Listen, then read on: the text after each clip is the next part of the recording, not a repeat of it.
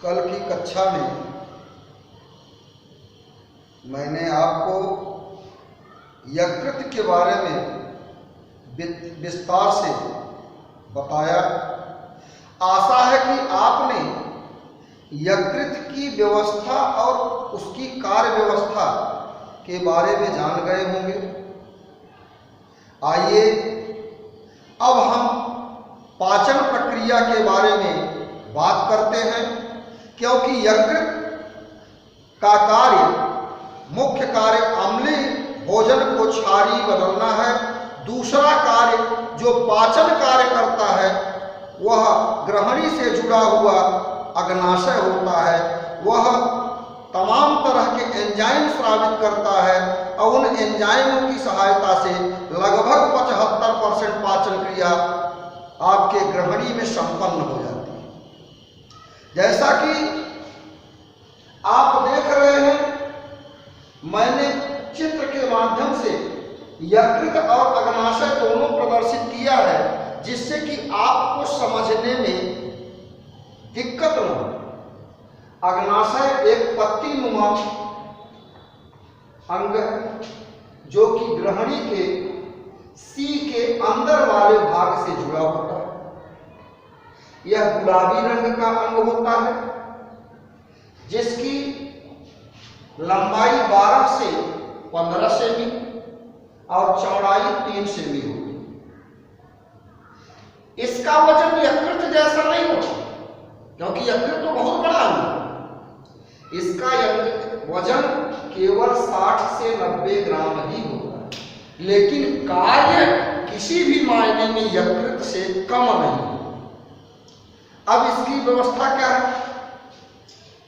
यह पत्ती के आकार की ग्रहणी के सी के भीतर वाले भाग से जुड़ा हुआ एक मिश्रित ग्रंथि। यही एक ऐसी हमारे शरीर की ग्रंथि है जो मिश्रित ग्रंथि है। अब आप पहले मिश्रित की परिभाषा समझिए।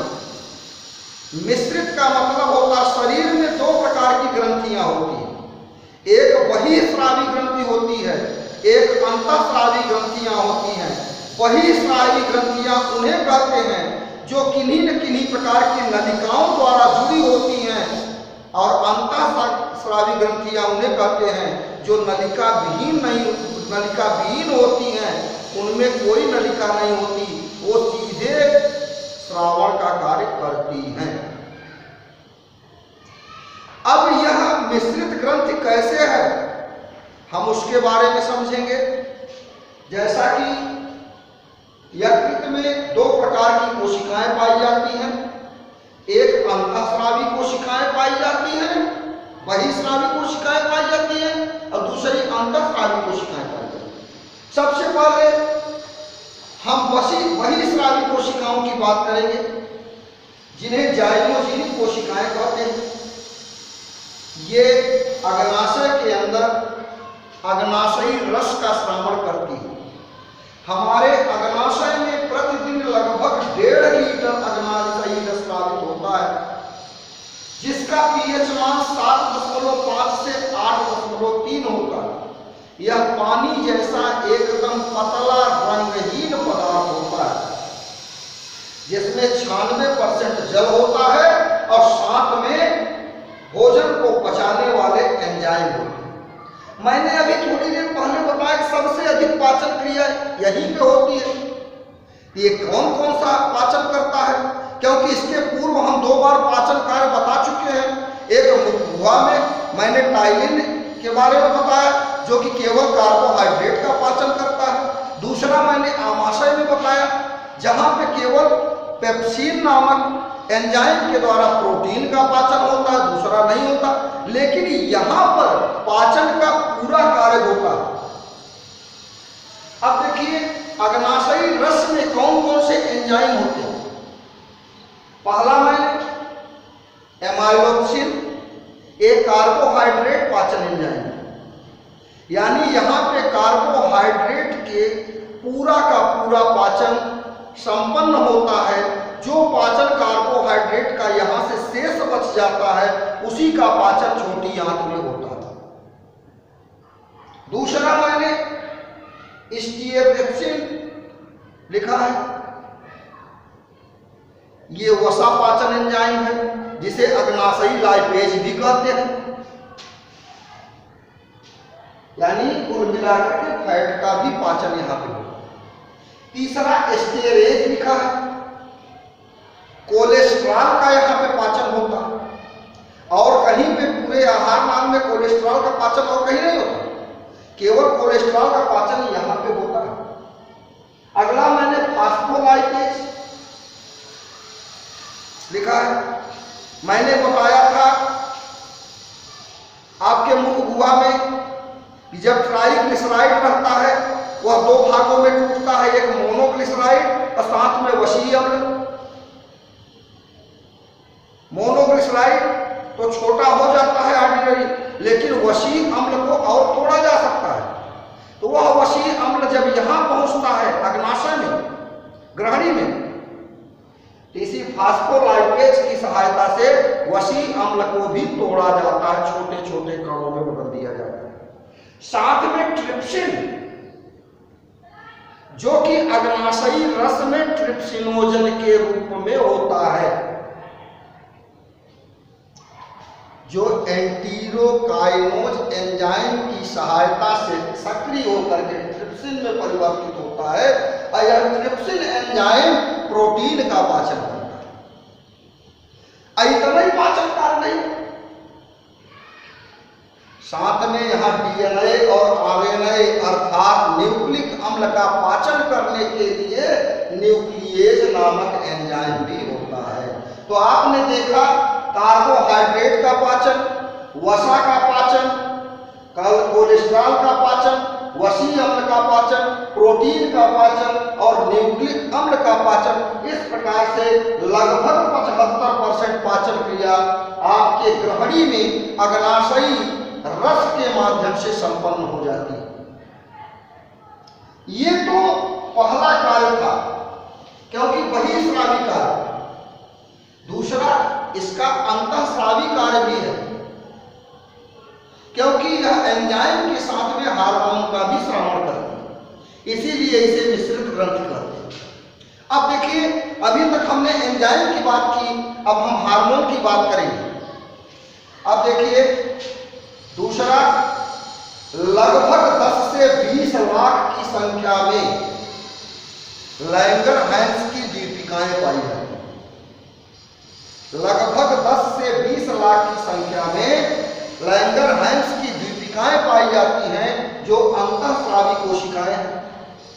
चूंकि इन दीपिकाओं की खोज 1869 में पार्ल लैंगरहैंस ने किया था, इसीलिए उनके नाम पर ही इनका नाम लैंगरहैंस की दीपिकाएं पड़ा। इन लैंगरहैंस की दीपिकाओं में 4 प्रकार की कोशिकाएं पाई जाती हैं: बीटा कोशिकाएं, अल्फा कोशिकाएं, गामा कोशिकाएं और पीपी कोशिकाएं। बीटा कोशिकाओं द्वारा इंसुलिन नामक हार्मोन का स्रावण होता है। अल्फा कोशिकाओं द्वारा ग्लूकागॉन नामक हार्मोन का स्रावण होता है। गामा कोशिकाओं द्वारा सोमैटोस्टैटिन नामक वृद्धि हार्मोन का स्रावण होता है, जो शरीर की वृद्धि क्रिया का नियंत्रण करता है। और साथ में पीपी कोशिकाओं द्वारा पॉलीपेप्टाइड का स्रावण होता है, जो हमारी कार्य व्यवस्था को नियंत्रित करता है। अब हम बात करेंगे, चूंकि यहाँ पे मुख्य रूप से हम इंसुलिन और ग्लूकागॉन की बात करेंगे, जो कि हमारे शरीर में बहुत ही महत्व रखते हैं। इंसुलिन के बारे में हम जानते हैं। इंसुलिन की खोज सन 1889 में वैज्ञानिक मिन्कोवस्की और मेहरिंग ने किया।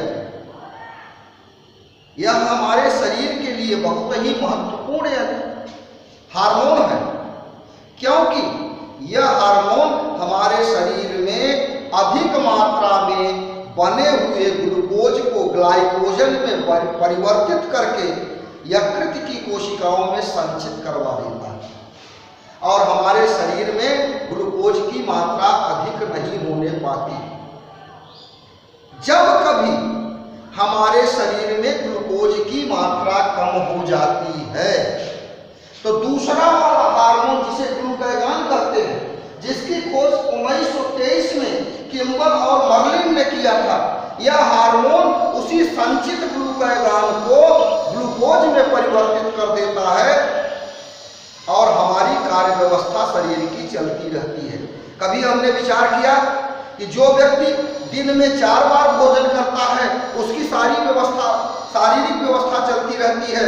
जब वह कभी व्रत रहता है तो उसकी कार्य व्यवस्था रुक जानी चाहिए, उसको मर जाना चाहिए, क्योंकि उसको जब एनर्जी नहीं मिलेगी तो जीवित कैसे रहेगा 24 घंटे। उसके पीछे यही गणित है। इंसुलिन द्वारा अतिरिक्त रूप से संचित किया हुआ भोजन ग्लूकागॉन के रूप में व्रत के समय में वही ग्लूकागॉन, वही ग्लाइकोजन ग्लूकागॉन की सहायता से ग्लूकोज में बदल जाता है और बदल करके हमारे शरीर की ऊर्जा की पूर्ति करता है। कभी कभी हमारे शरीर में किसी कार्य व्यवस्था से या उम्र की बढ़ती हुई व्यवस्था के कारण अग्नाशय की कार्यविधि में घटाव आ जाता है तो इंसुलिन का श्रावण भी कम हो जाता है। जब इंसुलिन का श्रावण कम हो जाता है तभी हमारे रक्त में ग्लूकोज की मात्रा बढ़ने लगती है और रक्त में ग्लूकोज की मात्रा का बढ़ना ही डायबिटीज अर्थात मधुमेह नामक रोग कहते हैं। इसकी पूर्ति के लिए फिर हम डॉक्टर के पास जाते हैं और डॉक्टर इंसुलिन के टेबलेट या इंजेक्शन दे करके हमारी उसी कार्य व्यवस्था को दुरुस्त करने का प्रयास करते हैं। इंसुलिन आपका मधुमेह भी 2 प्रकार का होता है, ए टाइप मधुमेह और बी टाइप मधुमेह। ए टाइप मधुमेह तो जन्म से ही होता है और उसके पीछे कारण यह होता है कि जन्म से ही या तो आपका ये अग्नाशय इंसुलिन का श्रावण नहीं करता या अल्प मात्रा में करता है। जब इंसुलिन का श्रावण नहीं करता तो जन्म से ही डायबिटीज का मरीज रहता है बच्चा। और लेकिन एक बी टाइप का मधुमेह होता है जो 40 वर्ष की अवस्था के पश्चात जब अग्नाशय की कोशिकाएं जर्जर होने लगती हैं तब उसमें कार्य करने की क्षमता में घटाव हो जाता है और घटाव होने के कारण फिर इंसुलिन का श्रावण कम हो जाता है और धीरे धीरे हमको मधुमेह नामक बीमारी हो जाती है। जो ए टाइप का मधुमेह है ऐसे रोगी को शुरू से ही बिना इंसुलिन के इंजेक्शन के वह एक भी दिन जीवित नहीं रहता। अब बी टाइप का जो मधुमेह होता है उसमें तो परहेज करके या फिर टेबलेट आदि लेकर के हम इंसुलिन की व्यवस्था को दुरुस्त कर सकते हैं या खान पान की व्यवस्था को दुरुस्त करके अग्नाशय की क्रिया रेखा को बढ़ा सकते हैं जिससे कि वह इंसुलिन की मात्रा अधिक स्रावित करने लगे। तो हमने आपको आज अग्नाशय का संक्षेप रूप में तमाम तरह के कार्य बताए।